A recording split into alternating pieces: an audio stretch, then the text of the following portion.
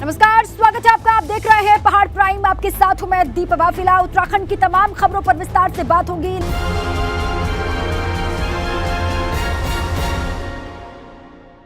उत्तराखंड में सरकार ने खिलाड़ियों के लिए बड़ी घोषणा की है।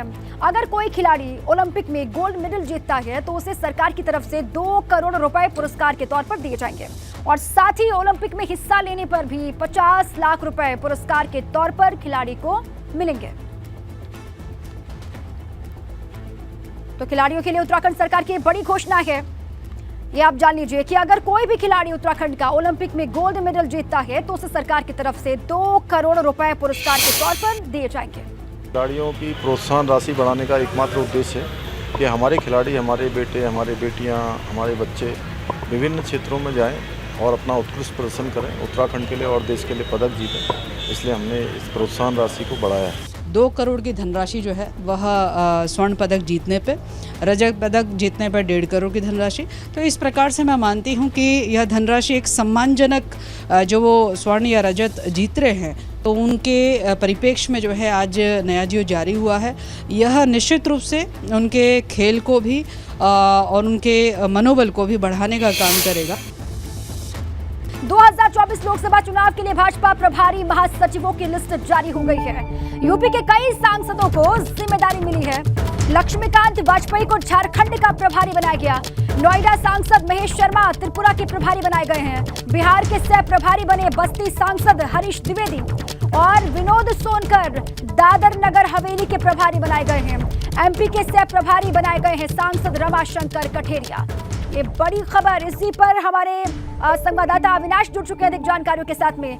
अविनाश, ये प्रभारी महासचिवों की जो पूरी लिस्ट है वो जारी की गई है और उत्तर प्रदेश के तमाम बड़े नाम हैं जिनको अलग अलग राज्यों की जिम्मेदारी सौंपी गई है। अविनाश जी बिल्कुल, अगर बात करें तो कुल 15 राज्यों के प्रभारी और शहर प्रभारियों के नामों की घोषणा की गई है, जिसमें उत्तर प्रदेश से आने वाले कई सांसदों को बड़ी जिम्मेदारी दी गई है। इनमें खासतौर से अगर बात करें तो बस्ती से सांसद है हरीश द्विवेदी, उनको बिहार का सह प्रभारी बनाया गया है। कौशाम्बी से सांसद है विनोद सोनकर और राष्ट्रीय सचिव भी हैं, उनको दादर नागर हवेली और दमन दीव का प्रभारी बनाया गया है। इसके अलावा अगर बात करें तो राज्यसभा सांसद उत्तर प्रदेश से और बीजेपी के पूर्व अध्यक्ष हैं लक्ष्मीकांत वाजपेयी, इनको झारखंड का प्रभारी बनाया गया है। और इसके अलावा गोरखपुर से 4 बार विधायक रहे हैं जिन्होंने सीट छोड़ी है मुख्यमंत्री योगी आदित्यनाथ के लिए और अभी राज्यसभा सांसद बनाए गए राधा मोहन दास अग्रवाल, इनको अगर बात करें तो लक्षद्वीप का प्रभारी और केरल का सह प्रभारी बनाया गया है। वहीं अगर बात करें तो मध्य प्रदेश में 2023 के अंत में चुनाव होना है, यहाँ का सह प्रभारी बनाया गया इटावा से सांसद रमाशंकर कठेरिया को। वहीं अगर बात करें तो राजस्थान में भी 2023 के अंत में चुनाव होना है, यहाँ पे प्रभारी बनाया गया है अरुण सिंह को, जो कि उत्तर प्रदेश से ही राज्यसभा सांसद है। त्रिपुरा में भी अगले साल मई में विधानसभा चुनाव होने हैं और यहाँ का प्रभारी बनाया गया गौतम बुद्ध नगर से सांसद महेश शर्मा को। तो यानी कई सारे ऐसे चुनावी राज्य हैं जहाँ की जिम्मेदारी उत्तर प्रदेश के सांसदों को दी गई है। ये उत्तर प्रदेश के तमाम सारे सांसद हैं जिनको राज्यों की जिम्मेदारी दी गई है। अब इन्हीं के कंधे पे दारोमदार होगा न सिर्फ विधानसभा चुनाव के लिए बल्कि लोकसभा चुनाव के लिए कि किस तरीके से 2024 की प्लानिंग की जाए और किस तरीके से इन राज्यों में बीजेपी का परचम लहराया जाए।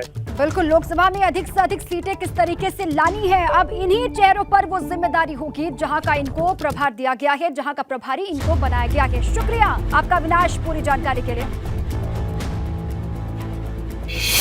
अब उत्तराखंड की खबरों का रुख करते हैं। देहरादून से बड़ी खबर है। सीएम धामी की अध्यक्षता में कैबिनेट की बैठक लगातार जारी है। समूह ग की परीक्षाएं यूकेपीसीएस से कराने पर फैसला हो सकता है। मंत्रिमंडल में पेश होगी भू कानून की रिपोर्ट और भू कानून की रिपोर्ट पर कैबिनेट बैठक में मुहर लग सकती है। ये भी बड़ी बात है, बड़ी खबर आपके सामने। सीएम धामी की मौजूदगी में कैबिनेट की बैठक लगातार जारी है। कैबिनेट में कई प्रस्ताव पर मुहर लगातार, अब ये कहा जा रहा है कई प्रस्ताव पर लग सकती है। प्रेस कॉन्फ्रेंस की जा रही है, जानकारी दी जा रही है। क्या कुछ प्रस्ताव हैं जिन पर मुहर लगी है, सुनवाते हैं। उत्तरकाशी, चमोली, रुद्रप्रयाग, बागेश्वर एवं उधम सिंह नगर का निर्माण एवं संचालन का पहले ये निर्णय हुआ था कि इसको पीपीपी मोड में करेंगे, परंतु ये प्रस्ताव था कि इसको सोसाइटी मोड में इसको किया जाए। तो अब ये माननीय मंत्रिमंडल द्वारा इस प्रस्ताव पर सहमति दी गई है।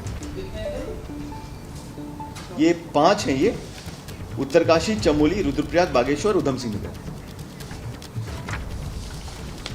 इसके अलावा ये 3 मद ये पर्यटन विभाग के थे। इसमें बद्रीनाथ मास्टर प्लान के तहत कुछ पुनर्निर्माण के कार्य किए जा रहे हैं जो सीएसआर की धनराशि से किए जा रहे हैं। तो इसमें कुछ प्रथम चरण के कार्य चल रहे हैं और द्वितीय चरण के 5 कार्यों को जो पूर्व में संस्था चयनित थी उसी के माध्यम से कराए जाने का प्रस्ताव किया गया, जिस पर सहमति दी गई।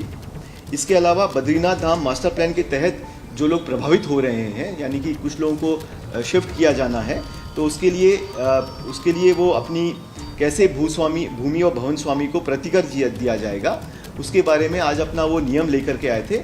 उस नियम पर भी माननीय मंत्रिमंडल द्वारा सहमति दी गई।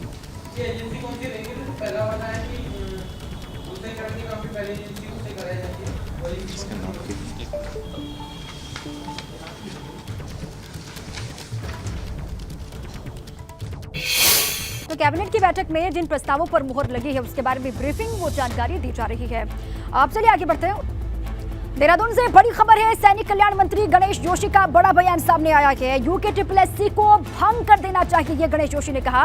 और जिस तरह से आयोग पर लगातार सवाल उठे हैं उसे भंग करना ही ठीक है, ये कहा है सैनिक कल्याण मंत्री हैं गणेश जोशी ने। देहरादून से बड़ी खबर, उन्होंने कहा कि यूके को लेकर जो तमाम सवाल उठ रहे हैं, आयोग की भूमिका पर जिस तरीके से सवाल खड़े हुए, उसके बाद इस आयोग को भंग करना ही ठीक होगा, ये उन्होंने कहा है। जिस प्रकार से सेवा आयोग का ट्रैक रिकॉर्ड रहा है, लगातार गिरफ्तारियां हो रही हैं, तो इसके लिए उसका भंग करना मेरा अपना व्यक्तिगत मानना है, उसको भंग होना बहुत जरूरी है और लोक सेवा के माध्यम से भर्ती हो ताकि यहाँ के युवाओं को के साथ न्याय न हो और उनका उसकी योग्यता का लाभ मिले।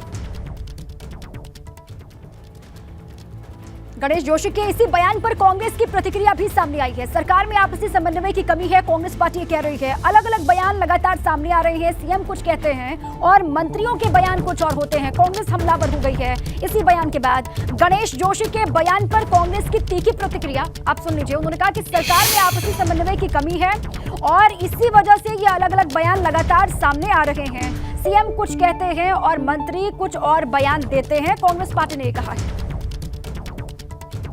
मैं नहीं समझता कि कोई इसमें उचित रहेगा।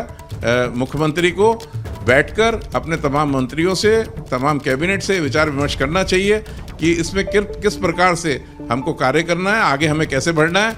और इनके बयानों में विरोधाभास ना हो, इन्हें, क्योंकि इनके ऊपर से वैसे ही इस प्रदेश की जनता का विश्वास उठ चुका है, इसलिए विरोधाभास की कोई गुंजाइश नहीं है। मैं समझता हूँ इन्हें अपने बयानों में एक रूपता और समानता लानी पड़ेगी। और अब बात उत्तराखंड में फैल रही बच्चा चोरों की दहशत की करते हैं। मैदानी इलाकों में इन दिनों बच्चों को चुराने वाले गिरोह के सक्रिय होने से लोगों में दहशत का माहौल है। सवाल यह है कि बच्चा चोरी की खबरें साजिश है या फिर अफवाह है।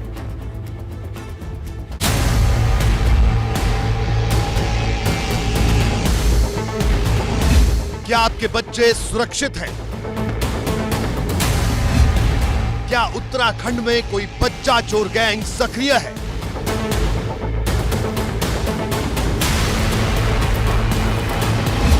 आखिरकार बच्चों का दुश्मन कौन? बच्चों को चुराकर किसको क्या मिलेगा? इन मासूम बच्चों से किसी की क्या दुश्मनी?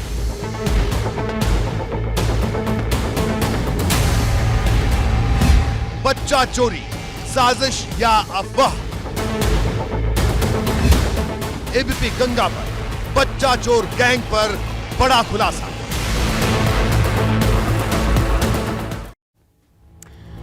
सबसे बड़ा सवाल यही है कि बच्चा चोरी साजिश है या फिर अफवाह है। बच्चा चोरी की सबसे ज्यादा घटनाएं हरिद्वार और रुद्रपुर से सामने आई है। जिले के ग्रामीण इलाकों में लगातार अफवाह फैल रही है और अभी कुछ रोज पहले ही रुद्रपुर के दिनेशपुर में भीड़ ने 2 लोगों को पकड़ लिया और उनकी जमकर पिटाई की। लोगों को शक था कि ये दोनों बच्चा चोर हैं और पुलिस की पूछताछ में ये पता चला कि ये दोनों लोग मानसिक रूप से बीमार हैं। उनका बच्चा चोर गैंग से कोई ताल्लुक है ही नहीं। और उधर हरिद्वार जिले के ग्रामीण क्षेत्र रुड़की और लक्सर में भी बच्चा चोर गैंग की खबरें लगातार फैल रही हैं।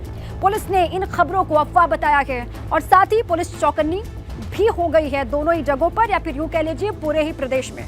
रुद्रपुर की तस्वीर भी आपको दिखा रहे हैं। यहाँ पर 2 लोगों को पीटा किया बच्चा चोरी के शक में।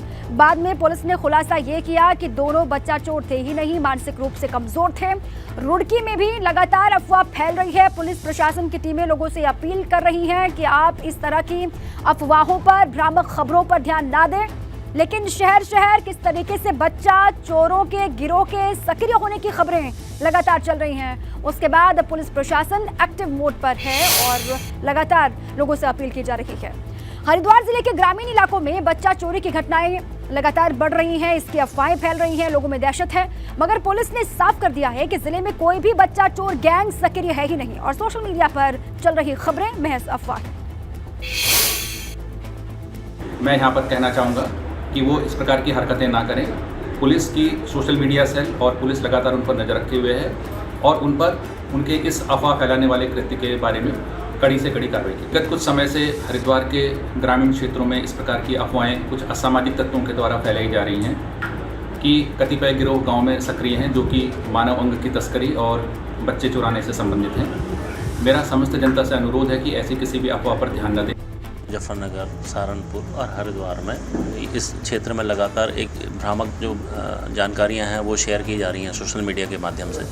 इसमें जो भी ऐसी जो जानकारियां हैं जो भ्रामक शेयर की जा रही हैं उसके खिलाफ पुलिस कार्रवाई भी कर रही है। अभी तक हम लोगों के द्वारा खासकर देहात क्षेत्र में 4 मुकदमे अभी तक अभियोग पंजीकृत किए गए हैं।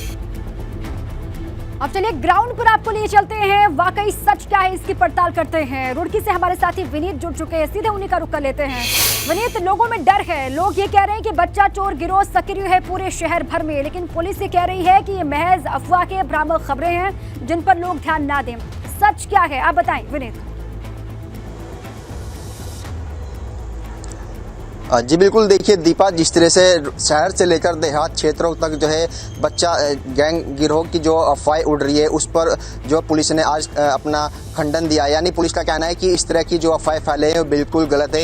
यानी देहात क्षेत्र में जिस तरह से जो बच्चा चोरी गिरोह की अफवाहें सामने आ रही हैं कि बच्चा चुरा लिया गया है, लेकिन ऐसी अफवाहें जो है पुलिस के सामने नहीं आ पा रही हैं। तो उसका आज पुलिस ने प्रेस वार्ता कर जो है पूरी तरह से खंडन कर दिया है कि इस तरह की देहात क्षेत्र में जो है कोई भी बच्चा जो गिरोह है, गैंग है, वो सक्रिय नहीं है। लेकिन जिस तरह से अभी एक मामला और सामने आ रहा है कि देहात क्षेत्र में जो है रात के समय जो है कुछ संदिग्ध लोग देखे जा रहे हैं जिनका लोग जो है में दहशत है और लोग जो रात के समय जो पहरा भी देते नजर आ रहे हैं। अब देखना यही हुआ कि किस तरह से बच्चा चोर गैंग है और जो संदिग्ध जो लोग गाँवों में दिखाई दे रहे हैं उस पर जो पुलिस ने खंडन किया है कि ऐसा कुछ भी नहीं है। लेकिन फिलहाल जिस तरह से चर्चाओं का बाजार गर्म में, लोग दहशत में कि बच्चा चोर जो गैंग बच्चा चोर जो है वो सक्रिय है। तो फिलहाल अब यही पुलिस का कहना है कि की जनता से भी यही अपील की गई है कि इस तरह की जो सोशल मीडिया पर जो खबरें प्रसारित हो रही है वो बिल्कुल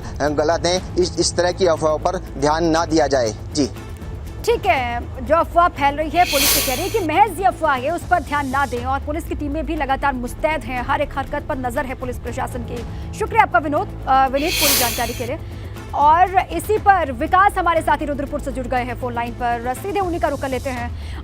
विकास, क्या जानकारी वहां से है, क्योंकि पुलिस तो बार बार वहां पर भी ये कह रही है कि महज ये अफवाह है और फर्जी खबरें हैं जो दहशत फैलाने के लिए, माहौल को खराब करने के लिए लगातार फैलाई जा रही हैं। हकीकत क्या है, ग्राउंड पर लोग क्या कुछ कह पा रहे हैं? विकास। बिल्कुल दीपा, आपको बताना चाहूंगा कि जिस तरीके से ये अफवाह फैली थी कि बच्चों को चोरी किया जा रहा है कुछ गिरोह के द्वारा और उसके बाद में उनकी किडनी निकाली जा रही है, इस तरीके की तरह तरह की अफवाह जो थी वो फैलाई जा रही थी, जिसके बाद में एसएसपी उधम सिंह नगर के मंजूनाथ टीसी के द्वारा खुद बयान दिया गया था कि ऐसा गिरोह कोई भी जनपद में सक्रिय नहीं है कि जो बच्चा चोरी की घटना को अंजाम दे रहा हो या फिर बच्चों को चोरी कर रहा हो। उन्होंने कहा था कि जो भी इस तरह की अफवाहों को फैलाएगा उसके खिलाफ सख्त कार्यवाही की जाएगी और मुकदमे भी दर्ज किए जाएंगे। तो उसके बावजूद भी लोग जो है उनके द्वारा उधम सिंह नगर जिले में कई घटनाओं को अंजाम दिया गया, बच्चा चोर कहकर कई जगह जगह अलग कई लोगों को पीटा गया। इससे पहले अभी दिनेशपुर में कुछ लोगों की 2 युवकों की पिटाई की गई थी, उसके बाद बागपुर में पिटाई का मामला सामने आया है। साथ ही रुद्रपुर के ट्रांजिट कैंप क्षेत्र में भी कुछ लोगों की बच्चे चोरी के मामले में ठीक है, कई जगहों पर लोगों को पीटा भी गया है बच्चा चोर होने के शक में। अब पुलिस लगातार ये अपील लोगों से कर रही है। शुक्रिया आपका विकास। पुलिस ये अपील कर रही है कि ऐसी अफवाहों पर आप ध्यान ना दें, पुलिस मुस्तैद है, हर एक गतिविधि पर लगातार नजर है और आम लोगों से ऐसी भ्रामक खबरों से बचने की अपील प्रशासन की तरफ से की गई है। हरिद्वार में पंचायत चुनाव हो रहे हैं और भाजपा ने अपनी अधिकृत प्रत्याशियों को टिकट तो बांट दिए, मगर पार्टी कार्यकर्ताओं की नाराजगी लगातार नजर आ रही है। हरिद्वार में टिकट ना मिलने से खफा पार्टी के कुछ कार्यकर्ताओं ने जिला अध्यक्ष के सामने ही हंगामा किया और विवाद इतना बढ़ गया कि जिला अध्यक्ष का ड्राइवर अपनी गाड़ी से बाहर उतरा और हाथापाई वहां पर शुरू की। इस दौरान मौके पर मौजूद कुछ कार्यकर्ताओं ने बीच बचाव किया, जिससे मामला और ज्यादा नहीं बढ़ा।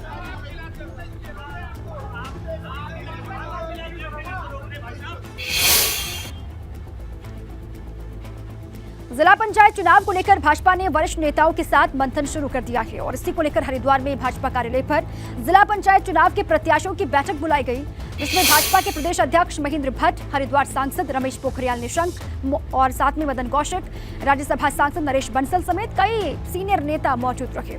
महेंद्र भट्ट ने दावा किया है कि जिला पंचायत चुनाव में भाजपा 2/3 बहुमत से जीत दर्ज करेगी।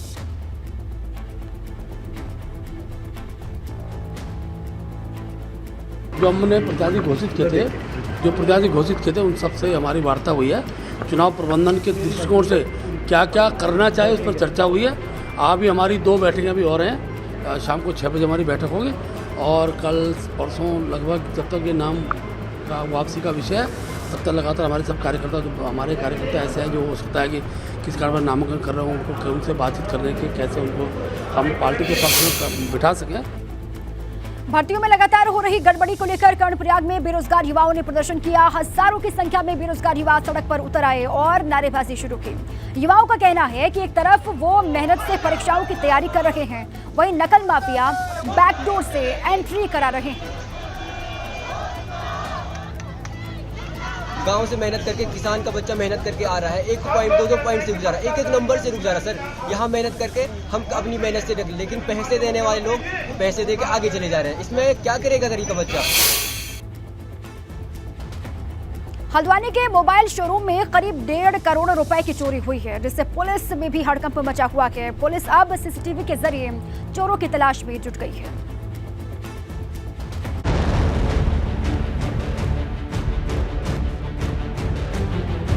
हल्द्वानी के इस मोबाइल शोरूम में बहुत बड़ा डाका डाला गया।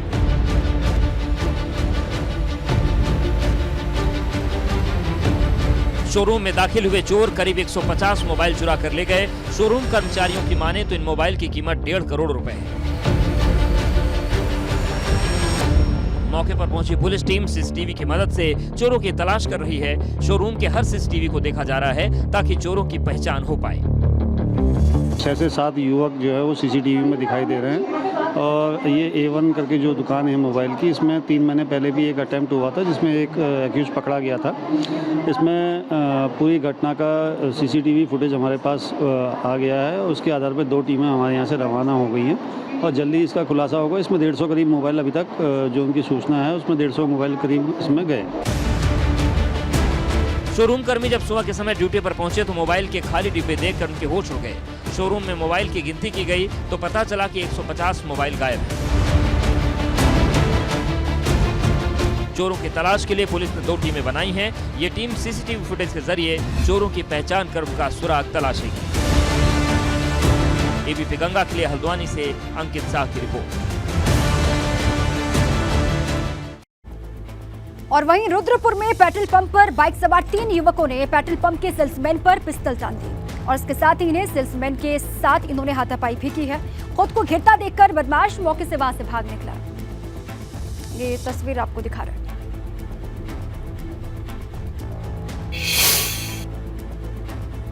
कांग्रेस के प्रदेश उपाध्यक्ष धीरेन्द्र प्रताप ने कोटद्वार विधानसभा क्षेत्र में अवैध खनन का आरोप लगाया है और धीरेन्द्र प्रताप का कहना है कि स्पीकर रितु खंडूरी को इस पर कार्रवाई करनी चाहिए।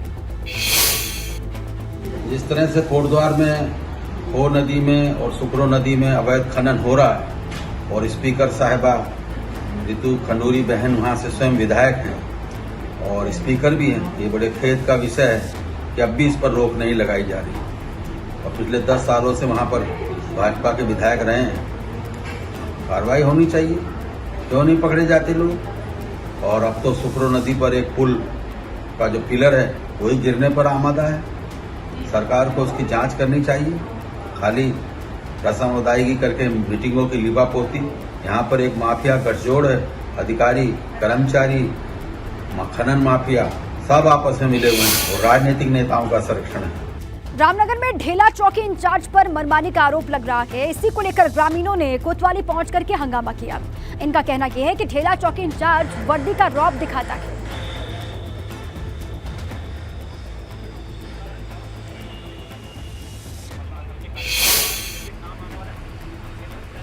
यमुनोत्री पैदल मार्ग अभी भी खस्ताहाल है, बदहाल है। खस्ताहाल रोड से ही तीर्थयात्री लगातार सफर कर रहे हैं, मगर प्रशासन को लगता है कि किसी हादसे का इंतजार है। इसी पर देखिए एक रिपोर्ट।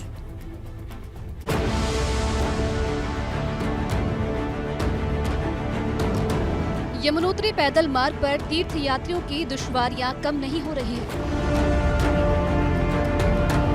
राम मंदिर और भैरव मंदिर के बीच यमुनोत्री मार्ग बदहाल है।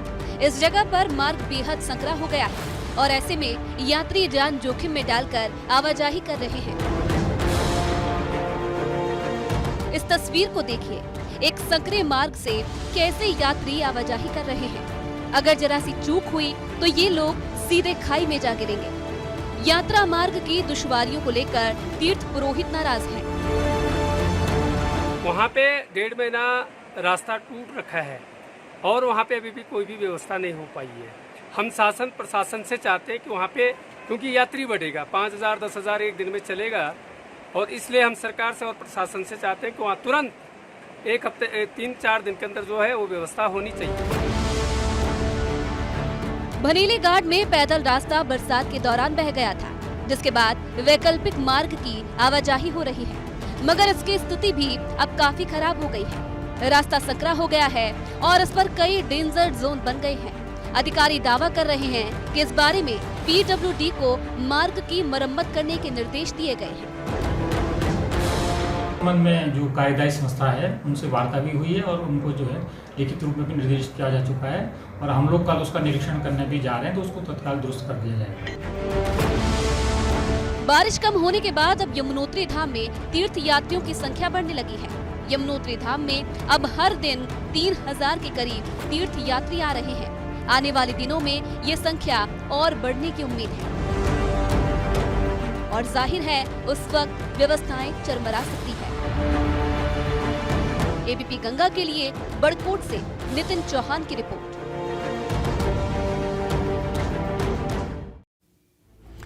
और इसी बीच एक बड़ी खबर मिल रही है। कैबिनेट ने उत्तराखंड अधीनस्थ चयन की तमाम परीक्षाओं को रद्द करने का फैसला लिया है। ऐसी 5 परीक्षाएं हैं, 770 पद, पुलिस रैंकर से वाहन चालक, मुख्य आरक्षी।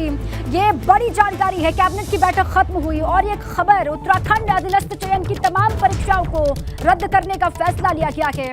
ऐसी 5 परीक्षाएं, 770 पद, ये बड़ी खबर, कैबिनेट की बैठक और उसमें ये बड़ी जानकारी सामने आ रही है। विनोद अधिक जानकारियों के साथ जुड़ गए हैं। विनोद, ये बड़ा फैसला लिया गया है कैबिनेट की तरफ से, विस्तार से बताएं।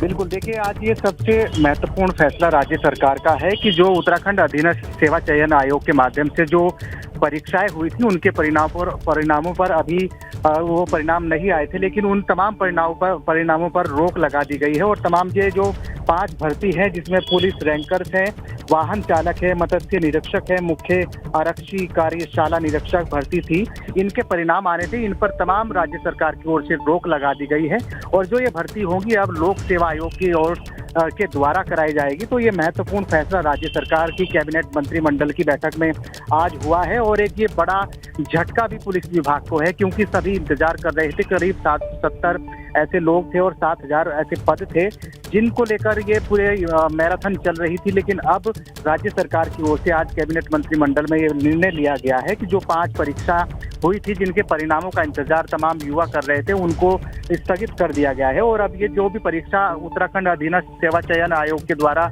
कराई गई थी अब उसको लोक सेवा आयोग के माध्यम से कराया जाएगा और जिसमें पुलिस रैंकर्स हैं, वाहन चालक, मत्स्य निरीक्षक, मुख्य आरक्षी, कार्यशाला निरीक्षक और ये तमाम ऐसी भर्ती थी जो यूके SSS के द्वारा की जा रही थी, क्योंकि वो लंबे समय से यूके SSS के द्वारा जो भर्ती परीक्षा धांधली का मामला चल रहा है, तो उसको देखते हुए राज्य सरकार की ओर से बड़ा फैसला लिया गया है जिसमें पुलिस रैंकर्स की जो परीक्षा हुई थी, उसके परिणाम आने थे, उनको रद्द कर दिया गया है। तो ये बहुत ही एक बड़ा झटका भी है पुलिस विभाग के लिए। पुलिस रैंकर से जो दरोगा बनना चाह रहे थे उनके लिए भी एक बड़ा झटका है। लेकिन एक बिल्कुल सभी को इंतजार भी था, लेकिन ये बहुत बड़ा झटका भी है, बहुत बड़ा फैसला है। तमाम जो खामियां पाई गई, गड़बड़ियां पाई गई, उसके बाद ये कैबिनेट का, धामी कैबिनेट का बहुत बड़ा फैसला है। 5 परीक्षाएं रद्द, ये बड़ी खबर। शुक्रिया आपका विनोद पूरी जानकारी के लिए।